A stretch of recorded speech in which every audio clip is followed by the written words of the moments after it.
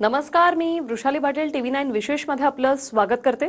सुरुवातीची बातमी, मालवणातला शिवरायांचा पुतळा कशामुळे पडला याचा रिपोर्ट समोर आलाय आणि त्यात 4 कारणं पुतळा कोसळण्यामागे दिली गेली आहेत।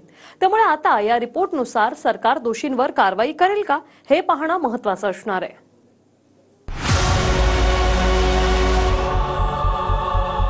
छत्रपती शिवरायांचा पुतळा हा हवेनं नव्हे तर निकृष्ट काम आणि देखभाली अभावानं पडल्याचं समोर आलंय।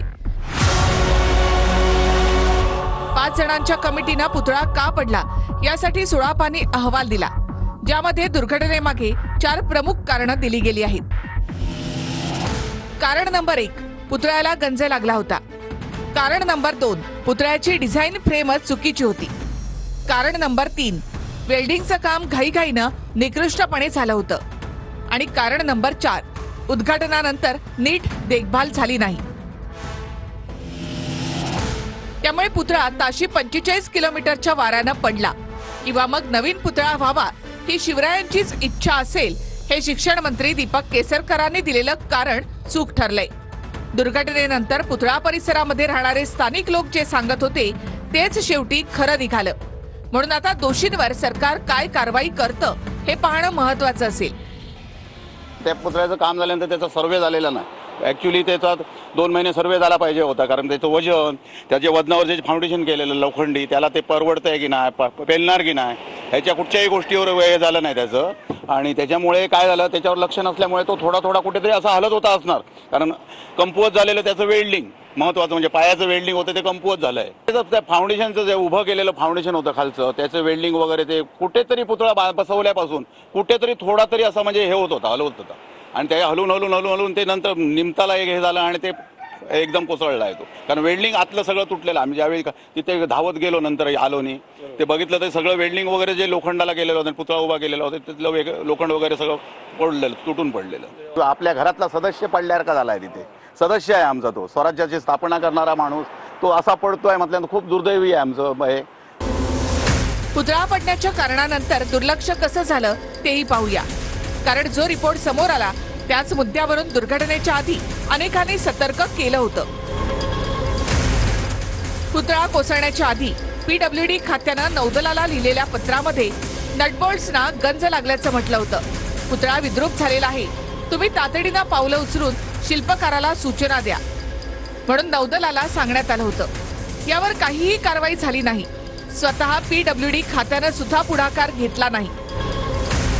दुर्घटनेच्या आधी संभाजीराजे छत्रपती, इतिहासकार इंद्रजित सावंत यांनी शिल्पाचा आकार आणि दर्जा यावर चिंता व्यक्त करून पत्र लिहिली होती, त्याचीही दखल घेतली गेली नाही। याला जो कोणी जबाबदार असेल, मग ते PWDचं खातं असेल, कॉन्ट्रॅक्टर असेल, इंजिनियर असेल, त्या भागाचे मंत्री असतील, कोणी असो, छत्रपती शिवाजी महाराजांच्या बाबतीत, त्या शिल्पाच्या बाबतीत घडलेली ही घटना ही देशद्रोहासारखी गंभीर घटना आहे। जर अहवाल आलेला असेल आणि त्याच्यामध्ये दोषी असेल त्याच्यावर कारवाई करणार आम्ही। एक लक्षात घ्या, गंजलेले जर काय तुम्ही म्हणताय म्हणून सांगतो, त्याच्यामध्ये रॉड टाकलेले असतील किंवा बोगस काम केलेलं असेल, मी पहिल्या दिवसापासून सांगतोय की ही यंत्रणा जी आहे ही फक्त एका यंत्रणेवर फिक्स करून उपयोगाचं नाही। उभाटाच्या काही लोकप्रतिनिधींनी सांगितलं की आजूबाजूच्या परिसराचं टेंडर आम्ही देखील घेतलेलं होतं, त्याच्यामुळे आंदोलन झाल्यानंतर कदाचित ते त्यांच्या लक्षात आलं असेल। पण जो अहवाल आलेला आहे त्याच्यावर जे कोण दोषी असतील त्यावर कारवाई होईल ना, सरकार कारवाई करेल। हे आपलं दैवत आहे, त्या दैवताचं काम करताना तिथे वेल्डिंग नीट होत नाही, ही लाजीरवाणी गोष्ट आहे। या सरकारचा भ्रष्टाचाराचाच भाग झाला ना, अतिशय भ्रष्ट आहे आत्ताचं महाराष्ट्राचं सरकार आहे आणि त्यांचेच हे काळे कारनामे आहेत। आता शिल्पकार जयदीप आपटेनं पुतळा कसा तयार केला हे ऐकून तुमच्या तळपायाची आग मस्तकात जाईल। काही महिन्यातच पुतळा उभारण्याचं त्याला सांगण्यात आलं होतं, म्हणून आपटेनं 3D प्रिंटिंगचा वापर केला। पुतळ्याची एक प्रतिमा त्यानं स्कॅन करून घेतली। स्कॅन फोटो कम्प्युटरवर प्रत्यक्ष पुतळ्याच्या उंचीचा वाढवून घेतला। नंतर रातोरात 18 3D प्रिंटर उभे केले। त्यातून स्कॅन केलेल्या मॉडेलचे वेगवेगळे शेकडो तुकडे बनवून घेतले। तेच तुकडे त्यानंतर मेटलमध्ये कास्ट करून पुतळा उभारून टाकला। 3D प्रिंटिंग कसं होतं हे समजून घेण्यासाठी हा व्हिडिओ बघा।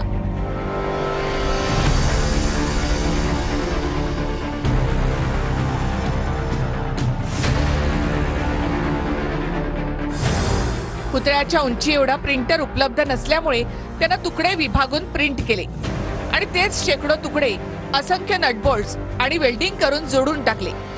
पुतळा उभा राहिल्यानंतर आपण फार मोठा पराक्रम केल्याच्या अति आत्मविश्वासात खुद्द आपटेनंच दैनिक सनातन प्रभातला दिलेल्या मुलाखतीमध्ये याची कबुलीही देऊन टाकली. 3Dच्या आधारानं काम करायचं होतं, त्याशिवाय इतक्या कमी वेळात पुतळा उभा राहणार नव्हता. पण काही गणितं चुकली. मग पूर्ण मॉडेलच 3D प्रिंट करायचं ठरवलं. मित्राच्या मदतीनं एका रात्रीत 18 प्रिंटर उभे केले. प्रिंटिंग नंतर कास्टिंग झालेले तुकडे जोडणं हा महत्वाचा टप्पा होता. खरं तर पुतळा स्टुडिओमध्ये जोडला जातो, पण लहान रस्ते आणि कमी वेळामुळे प्रत्यक्ष जागेवरच पुतळा जोडला.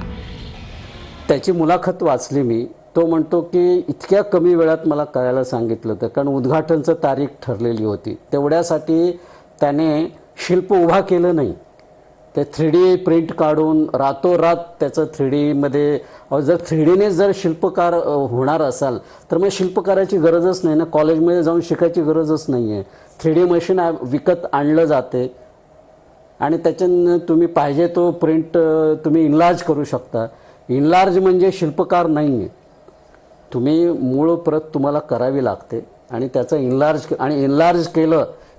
समजा 100, आता मी 108 फूट केलं, स्केल मॉडेल होता माझं 3.5 फूट. समजा 1 mmचाही जरा फरक असेल, इनलार्ज केल्यानंतर तेवढं ते लांब जाते. समजा या डोळ्यामध्ये 2 डोळ्यामध्ये अंतरमध्ये समजा चुकून माझा एखादा mm, आता 3.5 फुटात एका mm चूक झाली असेल, लक्षात येईल का कोणाच्या? काम आता काम कसं मिळा ते देव तो आणि ते देणारे तेच जाणतील. मी त्यात पडत नाही. त्या सिस्टीममध्ये कसं काम मिळते, कसं काम मिळवायचं ह्याच्यामध्ये पडत नाही. आरोपानुसार यात भर म्हणून आपटेनं MS दर्जाचं लोखंड वापरलं, जे साधारणपणे दारं खिडक्यांच्या ग्रिलमध्ये वापरतात. तज्ज्ञांच्या माहितीनुसार इथे स्टेनलेस स्टील 304 गुणवत्तेचा धातू वापरला गेला असता तर गंज लागण्याची वेळ आली नसती. पुतळ्याच्या आतले लोखंडी अँगल बघितले तर त्यामध्ये गंज लागला होता. नटबोल्ट्स निखळून पडले होते, हे स्पष्टपणे दिसतं. 45 km/h अशा प्रकारचा वारा, सुसाट्याचा वारा जो वोग होता आणि याच्यामध्ये पुतळ्याचं नुकसान झालेलं आहे. त्या सन्मानाला योग्य असा भव्य पुतळा ह्या ठिकाणी उभारणं हे कदाचित डेस्टिनी असेल किंवा छत्रपती शिवाजी महाराजांच्या इच्छेशिवाय काही होत नाही. वो शिवाजी का पुतला अगर स्टेनलेस स्टील यूज होता तो 100% वो नहीं गिरता. आप मुंबई में देखो, कितना भी अच्छा काम करो, समुद्र के बाजू में जो बिल्डिंग है वो जल्दी उसमें रस्टिंग लग जाता है. ज्येष्ठ शिल्पकारांच्या माहितीनुसार 28 फुटी पुतळा 3D प्रिंटरच्या मदतीनं उभा राहिल्याचं आजवर एकही उदाहरण नाही. मुळात जयदीप आपटेला इतका उंचीचा पुतळा उभारण्याचा काडीचाही अनुभव नव्हता. मग त्यालाच हे काम का दिलं गेलं? हे काम 3 वर्षाचं आहे हे आपटेला माहीत असूनही त्यानं ते 6 महिन्यामध्ये करण्याचं कोणत्या आधारावर सांगितलं? पुतळा तातडीनं बनवून देण्यासाठी घाई कोण करत होतं? त्यामागची कारणं काय होती? या प्रश्नांची उत्तरं जयदीप आपटेकडे आहेत. मात्र त्याच्या अटकेला 1 महिना होऊन सुद्धा तो काही बोलला का याचा एक शब्द सुद्धा बाहेर आलेला नाही. आणि जयदीप आपटे बोलेल का याची शाश्वती सुद्धा नाही. महेश सावंत, TV9 मराठी, सिंधुदुर्ग.